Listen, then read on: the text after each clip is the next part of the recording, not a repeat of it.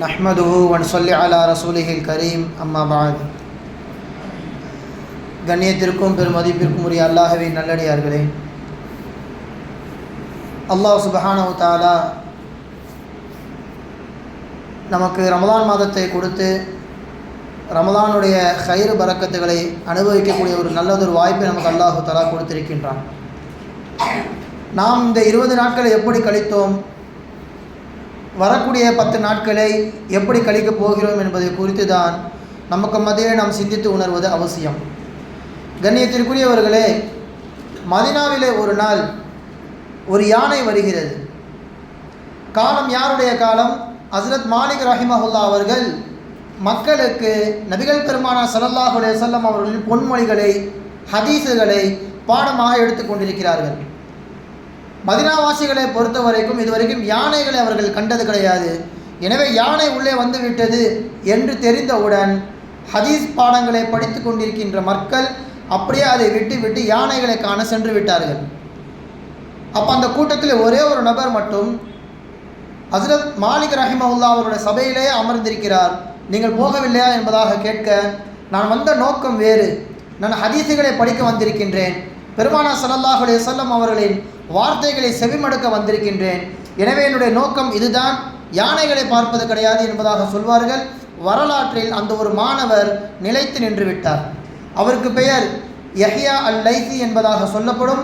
ஹஸ்ரத் மாலிக் ரஹிமஹுல்லா அவர்களுடைய முஅத்தா என்கின்ற கிதாபுகளில் அதிகமாக ஹதீஸ்களை அறிவித்த நபரும் இந்த யஹ்யா என்கின்ற நபர் தான். இந்த சம்பவத்தை சொல்லப்படுவதின் நோக்கம் என்னவென்றால், நமக்கும் சில நோக்கங்கள் இருக்கிறது. நமக்கும் இந்த ரமலான் என்பது மிகப்பெரிய ஒரு அமல்களை அதிகரிக்கக்கூடிய மாதங்கள். இந்த ரமலானுடைய மாதத்திலேயும் நம் கவனத்தை சிதறடிக்கக்கூடிய நிறைய யானைகள் இருக்கின்றன. செல்ஃபோன் நம் கவனத்தை சிதறடிக்கும், டிவி நம்முடைய கவனத்தை சிதறடிக்கும், வெட்டி பேச்சுக்கள், ரமலான் வைத்து விட்டோமே என்று ஓய்வு எடுக்கக்கூடிய ஒரு மனப்பான்மையை ஷைத்தான் நமக்கு ஏற்படுத்துவான்.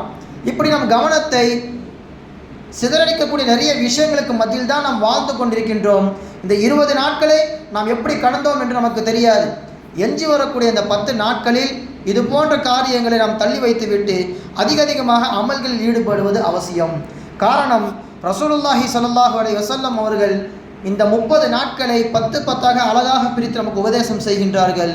அவ்வளவு ஷஹரி ரமலான் ரஹ்மத்துன், ரமலானுடைய முதல் 10 நாட்கள் அது ரஹ்மத்துடைய நாட்கள். வஅவுஸதஹு மஃபிரத்துன், இடையில் இருக்கின்ற 10 நாட்கள் அது பாவ மன்னிப்பிற்கான 10 நாட்கள். அதோடைய கடைசி நாளில் தான் நாம் இருக்கின்றோம். பின்னால் வரக்கூடிய வஆகிருஹு இத்கும் மினன்னார், கடைசி 10 என்பது பெருமானார் ஸல்லல்லாஹு அலைஹி வஸல்லம் அவர்கள் சொல்கின்றார்கள், அது நரகத்திற்கான விடுதலையுடைய நாட்கள். எனவே இந்த 10 நாட்களை நாம் எப்படி கழிக்கப் போகிறோம்? பெருமானார் ஸல்லல்லாஹு அலைஹி வஸல்லம் அவர்கள் கடைசி 10 நாட்கள் நுழைந்துவிட்டால் அவர்களுடைய நிலைகள் முழுவதுமாக மாறிவிடும். ரமலான் வந்தாலே பெருமானாரை கையில் பிடிக்க முடியாது. கடைசி 10 என்று வருகின்ற பொழுது கான ரசூலுல்லாஹி ஸல்லல்லாஹு அலைஹி வஸல்லம் யஜ்தஹிது ஃபில் அஷ்ரில் அவாஹிர், கடைசி 10 தீவிரமாக அமல்களில் ஈடுபட ஆரம்பித்து விடுவார்கள். மாலா யஜ்தஹிது ஃபி கைரிஹி, மற்ற நாட்களில் செய்வதை விட, ரமலானின் முதல் 20 நாட்களில் செய்வதை விட கடைசி 10 நாட்கள் பெருமானாரின் அமல் என்பது தீவிரம் அடைந்துவிடும் என்பதாக சொல்லி காண்பிக்கிறார்கள் சஹாபா பெருமக்கள். மட்டுமல்ல, தாங்கள் எப்படி அமல் செய்கின்றார்களோ தன் குடும்பத்தாரையும் அந்த அமலிலே ஈடுபடுத்துவார்கள், நிர்பந்தப்படுத்துவார்கள். மார்க்கத்தில் நிர்பந்தமில்லை என்பதாக குர்ஆன் வசனம் நமக்கு சொல்கின்றது. ஆனால் பெருமானார் ஸல்லல்லாஹு அலைஹி வஸல்லம் அவர்கள் தூங்குகின்ற விஷயத்திலே ரமலான் வந்தாலும் ஓய்வுகள் எடுக்கக்கூடாது, ரமலானில் நீங்கள் விழித்து அமல் செய்ய வேண்டும் என்று குடும்பத்தை நிர்பந்திப்பார்கள் என்பதாக ஹதீஸ்களிலே வருகிறது. ஸல்லல்லாஹு அலைஹி வஸல்லம் அவர்கள் இதனுடைய நேரங்களை எப்படி வீணடித்து விடக்கூடாது என்கின்ற விஷயத்தில் எந்த அளவிற்கு கவனமாக இருந்தார்கள். ஒரு சின்ன நொடி கூட அவர்கள் வீணடிக்க மாட்டார்கள். ஹதீஸில் வருகிறது, கான நபி ஸல்லல்லாஹு அலைஹி வஸல்லம் இதா தஹலல் அஷர ஷத்த மிஸரஹு, கடைசி 10 வந்துவிட்டால் தங்களுடைய கீழாடையை, தங்களுடைய கைலிகளை கூட இறுக்கமாக கட்டிக்கொள்வார்களாம். காரணம், அந்த கைலி கட்டுகின்ற நேரத்திலும் கூட அடிக்கடி கட்டுவதன் மூலமாக கூட நம்முடைய நேரத்தை வீணடித்து விடக்கூடாது என்று இறுக்க கட்டிவிட்டு அமல்களில் ஈடுபடுவார்களாம். மட்டுமல்ல, வஹியா லைலஹு, இரவு முழுக்க அவர்கள் விழித்து அமல் செய்வார்கள். வைகல அஹ்லஹு, குடும்பத்தாரும் இதே காரியத்தில் ஈடுபடுத்துவார்கள் என்பதாக சொல்லப்படுகிறது. எனவே இந்த 10 நாட்களில் விழித்திருக்கக்கூடிய நாட்கள். வெறும் ஒற்றைப்படை இரவுகளில் மட்டும் நாம் கண் விழிக்காமல் 10 நாட்களிலேயும் கண் விழித்து அமல் செய்ய வேண்டும், பிறருக்கும் இந்த விஷயத்தை எத்தி வைக்க வேண்டும் என்பது ரசூலுல்லாஹி ஸல்லல்லாஹு அலைஹி வஸல்லம் அவர்களின் உயர்ந்த சுன்னத்தாக இருக்கின்றது. கடைசி 10 என்று வருகின்ற பொழுது நாம் இழ்திகாஃபையும் இங்கே நினைவில் கொள்ள வேண்டும். பெருமானார் ஸல்லல்லாஹு அலைஹி வஸல்லம் அவர்கள் வாழ்நாளில் இழ்திகாஃபை எப்போதும் விட்டதில்லை. அவர்கள் வஃபாத்தாகின்ற வரைக்கும் இழ்திகாஃப் இருந்தார்கள் என்பதாக அன்னை ஆயிஷா ரலியல்லாஹு தஆலா அன்ஹா அவர்கள் அறிவிக்கின்றார்கள். அண்ணன் நபி ஸல்லல்லாஹு அலைஹி வஸல்லம் கான யஅதகிஃபு ஃபில் அஷ்ரில் அவாஹிர் மின் ரமதான். இவர்கள் வைப்பதை பார்த்து பெருமானார் ஸல்லல்லாஹு அலைஹி வஸல்லம் அவர்களின் மனைவிமார்களும் இழ்திகாஃபில் இருக்க ஆரம்பித்தார்கள். பெண்களும் இழ்திகாஃப் இருக்க வேண்டும், அது மிகப்பெரிய ஒரு சுன்னத் என்பதை ரசூலுல்லாஹி ஸல்லல்லாஹு அலைஹி வஸல்லம் அவர்கள் இந்த இடத்தில் நமக்கு சொல்லி காண்பிக்கிறார்கள். ஒரு ஊர் என்று நாம் எடுத்துக்கொண்டால் கட்டாயம் கடைசி 10 நாட்களில் ஒரு நபராவது முழுமையாக இழ்திகாஃப் இருக்க வேண்டும். ஒருவர் இருந்து விட்டால் போதும், ஒட்டுமொத்த ஊரும் தப்பித்து விடும். இதனால் தான் இதை ஃபர்தே கிஃபாயா என்பதாக சொல்லப்படும். அப்படி யாருமே வைக்கவில்லையானால், யாருமே இழ்திகாஃபை முழுமையாக பூர்த்தி செய்யவில்லையானால், அந்த ஒருவர் விட்ட இழ்திகாஃபிற்காக வேண்டி ஒட்டுமொத்த ஊருமே பாவத்திற்குரிய நபராக மாறிவிடுவார்கள். அந்த அளவிற்கு இழ்திகாஃப் கண்டிப்பாக ஊரில் ஒருவராவது வைத்துவிட வேண்டும் என்று மார்க்க அறிஞர்கள் நமக்கு விளக்கம் தருவார்கள். அதனால்தான் ஸல்லல்லாஹு அலைஹி வஸல்லம் அவர்கள் இந்த சுன்னத்தை வாழ்நாள் முழுக்க செய்தார்கள் என்பதாக நாம் கிதாபுகளில் பார்க்கின்றோம். இந்த கடைசி 10 வருகின்ற பொழுது நாம் செய்கின்ற அடுத்த ஒரு அமல் என்ன? ஒவ்வொரு ஒற்றைப்படை இரவு வருகின்ற பொழுதும் லைலத்துல் கத்ரை நாம் தேட வேண்டும். வெறும் 27 மட்டும்தான் இருக்கும் என்பதாக நாம் நினைத்து விடக்கூடாது. ஸல்லல்லாஹு அலைஹி வஸல்லம் அவர்கள் காலத்திற்கு ஏற்றாற்போல் வரக்கூடிய நபர்களை புரிந்து கொண்டு தேதிகளை மாற்றியிருக்கிறார்கள். நீங்கள் 25 அவசியமாக்கிக் கொள்ளுங்கள் என்பதாக ஒரு இடத்தில் வருகிறது, நீங்கள் 27 அவசியமாக்கிக் கொள்ளுங்கள் என்பதாக ஒரு இடத்தில் வருகின்றது, 29 அவசியமாக்கிக் கொள்ளுங்கள் என்பதாக ஹதீஸுகளே வருகிறது. எனவே ஒற்றைப்படை இரவு வந்தாலே முழுக்க முழுக்க நாம் அமல்களில் ஈடுபட ஆரம்பித்து விட வேண்டும். வெறும் 27 மட்டும் நாம் குறிக்கோளாக வைத்து அமல் செய்யக்கூடாது. எனவே லைலத்துல் கத்ரை தேடுவது மிக முக்கியமான ஒரு அமல் இந்த கடைசி 10 நாட்களிலே. ரசூலுல்லாஹி ஸல்லல்லாஹு அலைஹி வஸல்லம் அவர்கள் இந்த இழ்திகாஃபை குறித்து சொல்வார்கள், நீங்கள் நேரம் ஒதுக்குவது இருக்குது அல்லவா, மற்ற நாட்களை விட அல்லாஹ்விற்கு நேரம் ஒதுக்குதல் என்பது ரொம்ப பிடித்த ஒரு செயல். நீங்கள் அல்லாஹ்வுக்கு நேரத்தை ஒதுக்குகின்ற பொழுது அல்லாஹ் உங்களுக்கு 2 விதமான பிரயோஜனத்தை தருகின்றான். நேரம் ஒதுக்காத பொழுது 2 விதமான சோதனைகளை தருகின்றான். இது அல்லாஹ்வே ஹதீஸில் குதுஸிலே அல்லாஹ் தஆலா சொல்கின்ற வார்த்தை இது. யா இப்ன ஆதம், ஆதமின் மக்களே, தஃபர்ரக லி இபாதத்தி, என்னை வணங்குவதற்காக வேண்டி நீங்கள் நேரத்தை ஒதுக்குங்கள். தினந்தோறும் என்னை வணங்குவதற்கு நீங்கள் நேரங்கள் ஒதுக்க வேண்டும். அப்படி ஒதுக்கினால் அம்லா சதுரக்க கினன், உங்கள் உள்ளத்தை, உங்கள் கைகளை வசதி வாய்ப்பால் நான் நிரப்புவேன், உங்களை வசதியாக நான் வைத்துக் கொள்வேன் என்று அல்லாஹு தஆலா சொல்கின்றான். இது முதல் சிறப்பு. வ அசுத்து ஃபக்ரக்க, நீ ஓடுவதெல்லாம் எதற்காக? நல்லா சம்பாதிக்கணும், கடன் பற்றக்கூடாது, நம்முடைய சந்ததிகள் நன்றாக வாழும் என்று தான் நீ ஓடுகிறாய். எனவே உன் சந்ததிக்கே நான் வறுமை வராமல் பார்த்து கொள்வேன், அல்லது உனக்கு கடன் இருந்தால் அந்த கடனை அடைப்பதற்கு நான் பொறுப்பேற்றுக் கொள்கிறேன் என்று அல்லாஹு தஆலா சொல்கின்றான். இது யாருக்கு கிடைக்கும்? நேரத்தை ஒதுக்குபவருக்கு. அல்லாஹ்வை வணங்குவதற்கு நேரம் ஒதுக்க வேண்டும். திக்ரின் மூலமாக, இது போன்ற இழ்திகாஃப் இருப்பதின் மூலமாக நாம் நேரத்தை ஒதுக்கினால் இது போன்ற சிறப்புகளை நாம் அடையலாம். அதுவே மறுபக்கம் வ இல்லம் தஃஅல், அப்படி நேரத்தை ஒதுக்காமல் உலகம் என்று சம்பாத்தியத்தின் பக்கமே நீ சென்றால் மலஅத்து யதக்க ஷுகுலன், கடுமையான வேலைகளை கொடுத்து உன்னை சோதிப்பேன், இருக்கின்ற வேலையை அதிகமாக்கி விட்டு விடுவேன், படாத பாடுபடுவாய். வேலை சீக்கிரமாக முடிய வேண்டும் என்று இருந்தாலும் அதை பிரித்து போட்டு உன்னை படாத பாடுபடுத்துவேன். வலம் அசுத்த ஃபக்ரக, உன் கடனை, உன்னுடைய வறுமையை ஒருபோதும் நான் அடைக்க பொறுப்பெடுத்துக் கொள்ள மாட்டேன் என்பதாக அல்லாஹு தஆலா சொல்லி காண்பிக்கின்றான். எனவே கண்ணியத்திற்குரியவர்களே, இந்த 10 நாட்களில் நாம் அதிகமாக இழ்திகாஃப் இருக்க முயற்சி செய்ய வேண்டும், அல்லது நேரத்தை அதிகமாக அல்லாஹ்விற்காக வேண்டி கொடுக்க வேண்டும் என்பதை ரசூலுல்லாஹி ஸல்லல்லாஹு அலைஹி வஸல்லம் அவர்கள் சொல்லி காண்பிக்கிறார்கள். அதனால்தான் தாபியீன்களில் இப்போ சொன்ன மாலிக் ரஹிமஹுல்லா அவர்கள் 10 நாட்கள் வந்துவிட்டால் என்ன செய்வார்கள்? லா யுரா இல்லா பைன முஸல்லாஹு வல் முஸஹஃப், எப்போதுமே தன்னோட குர்ஆனை வைத்துக் கொள்வார்கள்.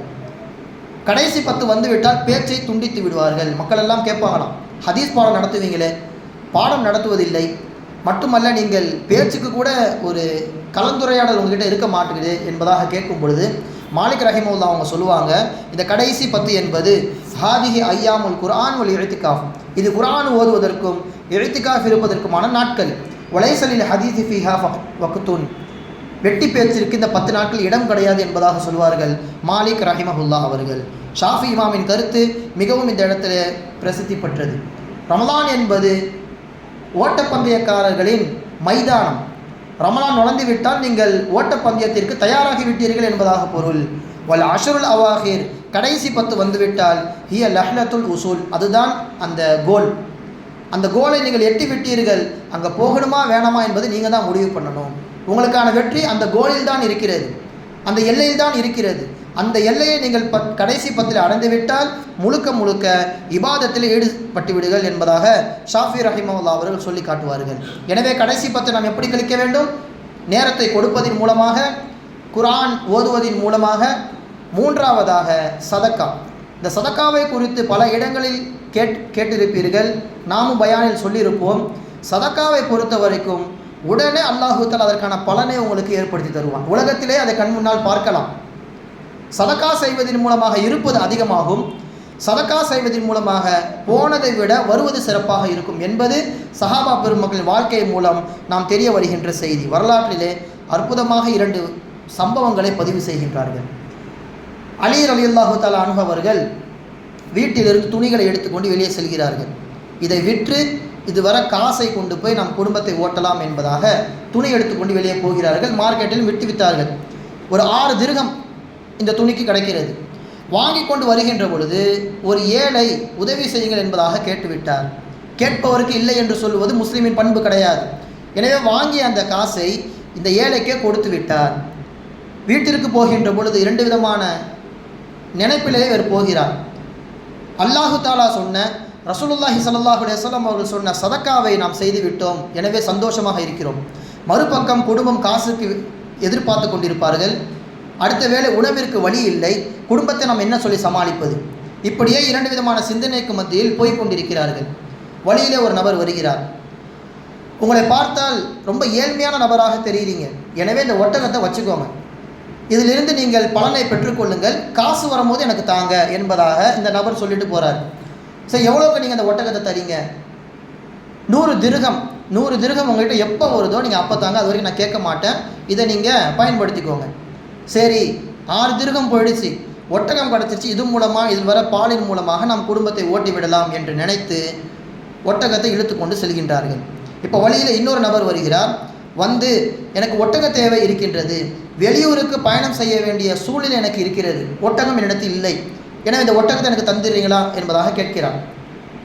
அலி ரலியல்லாஹு தஆலா அன்ஹு அவர்கள் நேர்மையானவர்கள், சொல்லிவிட்டார்கள், நான் இதை 100 திர்ஹத்திற்கு வாங்கினேன், உங்களால் எவ்வளவு முடியுமோ தாருங்கள், நான் இதை 160 கொடுத்து வாங்கிக் கொள்கிறேன். காரணம், கேட்டவுடன் கொடுத்து விட்டீர்களே, உங்களுக்கு தேவை இருந்தும் வறுமையில் இருந்தும் நீங்கள் கேட்டவுடன் கொடுத்ததின் காரணமாக எனக்கு வாகனம் தான் முக்கியம், காசு முக்கியம் கிடையாது, நான் உங்களுக்கு 160 திர்ஹத்தை கொடுத்து ஒட்டகத்தை வாங்கிக் கொள்கிறேன் என்பதாக கொடுத்து இவர் ஒட்டகத்தை ஓட்டி சென்று விட்டார். இப்போ இந்த நிகழ்வை பார்த்த முதலாவது நபர் 100 திர்ஹத்திற்கு கொடுத்தாரே அந்த ஒட்டகத்தை, அந்த முதலாவது நபர் பார்த்து விட்டார்.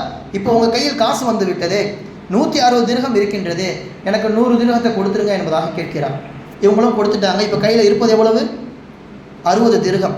அங்கே 6 திர்ஹத்தை அவர்கள் சதக்கா செய்தார்கள், 60 திர்ஹத்தை அல்லாஹு தஆலா கொடுத்து விட்டான்.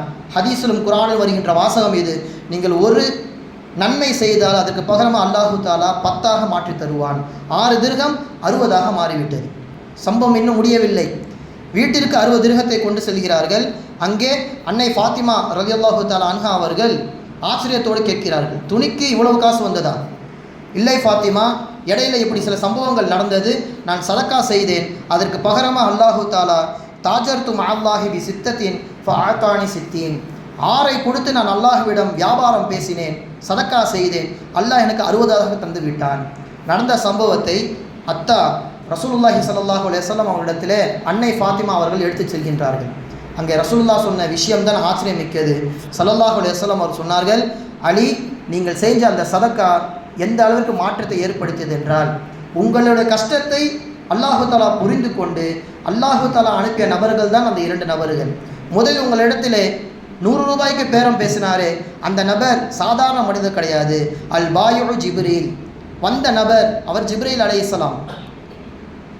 பிறகு நீங்கள் அந்த காசை, அந்த ஒட்டகத்தை வாங்கி போகின்ற பொழுது 160 திர்ஹத்தை கொடுத்து ஒட்டகத்தை வாங்கி கொண்டாரே, ஒல் முஸ்தரி மீகாயில், அவரும் மனிதர் கிடையாது, அது மீகாயில் அலைஹிஸ்ஸலாம் என்பதாக சொல்லி காண்பித்தார்கள் ரசூலுல்லாஹி ஸல்லல்லாஹு அலைஹி வஸல்லம் அவர்கள். இப்படி சதக்காவிற்கு மட்டும்தான் பலவிதமான அதிசயங்களை நீங்கள் காண முடியும். சதக்கா இருப்பதை அதிகப்படுத்தி விடும் என்பதற்கான உதாரணம் இது.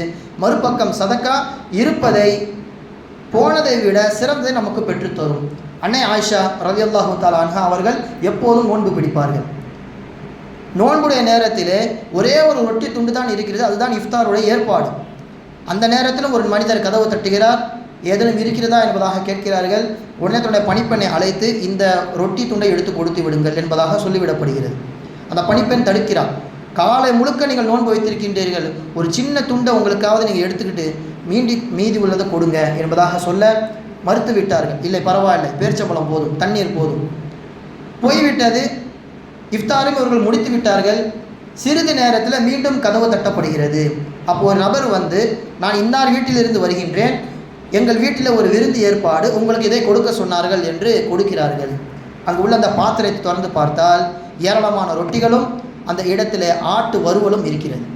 அந்த பணிப்பெண்ணை அழைத்து ஆயிஷா அம்மா சொன்னாங்க, நீங்கள் என்னை சதக்கா செய்வதை விட்டும் தடுத்தீர்கள், நான் மீறி சதக்கா செய்தேன், அல்லாஹ் எனக்கு போனதை விட சிறந்த ஒன்றை கொடுத்து விட்டான் என்று சொல்வார்கள் அன்னை ஆயிஷா ரலியல்லாஹு தஆலா அன்ஹா அவர்கள். எனவே கண்ணியத்திற்குரியவர்களே, வரக்கூடிய 10 நாட்களில் சதக்கா விஷயத்தில் நாம் கவனமாக இருக்க வேண்டும். தினந்தோறும் ஒரு தொகையை நீங்கள் எடுத்து ஒதுக்கி விடுங்கள். தினந்தோறும் செய்ய முடியவில்லை ஆனாலும் குறிப்பாக லைலத்துல் கத்ருடைய இரவுகள் 21, 23 போன்ற இரவுகளில் மகரிபிலிருந்து ஃபஜ்ர் நேரம் வரைக்கும் எதில் வேண்டுமானாலும் லைலத்துல் கத்ர் இருக்க வாய்ப்பு இருக்கிறது. அந்த நேரத்தில் நீங்கள் சதக்கா செய்யுங்கள். 1000 வருடங்கள் செய்வதற்கு சமம், 1000 மாதங்கள் செய்வதற்கு சமம் என்பதாக குர்ஆனில் அல்லாஹு தஆலா சொல்லி காண்பிக்கின்றான். எனவே வரக்கூடிய 10 நாட்களை சரியான முறையில் பயன்படுத்தி அல்லாஹுடைய லைலத்துல் கத்ரை அடையக்கூடிய தௌஃபீக்கினை அல்லாஹு தஆலா நமக்கு தருவானாக. இஅ்திகாஃப் இருக்கக்கூடிய மக்களாக அல்லாஹ் நம்மை ஆக்குவானாக. வ ஆகிரு தஅவானா அல்ஹம்துலில்லாஹி ரப்பில் ஆலமீன். அஸ்ஸலாமு அலைக்கும் வரஹ்மத்துல்லாஹி